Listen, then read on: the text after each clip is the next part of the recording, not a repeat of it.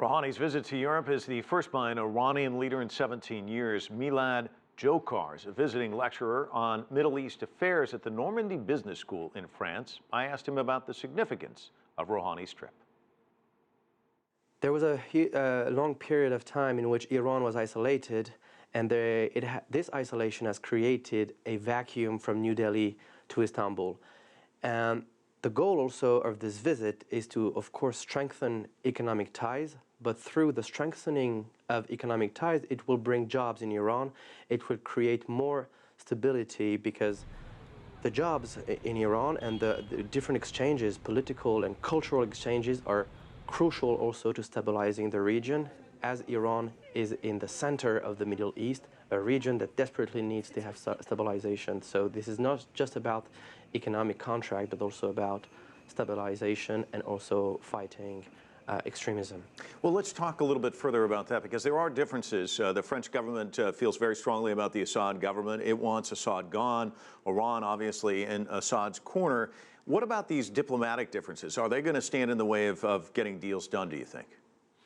Well, first of all, it is a good thing that right now Iran is finally accepted as at the negotiating table. For years, it has always been excluded, and the exclusion of one geopolitical power in the region goes against the geopolitical forces of gravity. Iran being back here, then there is this opportunity to address those differences that you mentioned directly, and not through red lines from Tehran and red lines from Paris or Washington. One official in France was quoted, I was reading an article, he said, this isn't like investing with Sweden or Denmark. Most of the U.S. measures still in place against Iran. And some companies are worried that the sanctions may snap back if Iran were to violate the terms of the agreement. How much does that factor into all of this? The Iranian government's position is that investors are needed, they're welcome to Iran.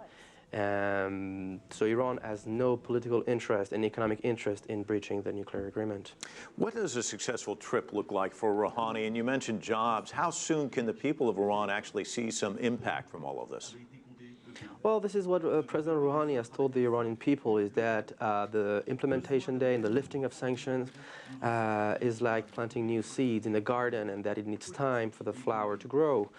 This is how he put it to the Iranian people. And of course, the Iranian people, they're expecting this change not to happen overnight. It's going to take time, but at least there is now a new perspective, and those joint ventures and those contracts with Western companies, they're not just to have new investors and economic interest, but also for job creation, which is one of Rouhani's key promises. One was the lifting of sanctions, and also, secondly, to bring new jobs in Iran, and this is also what this trip is all about.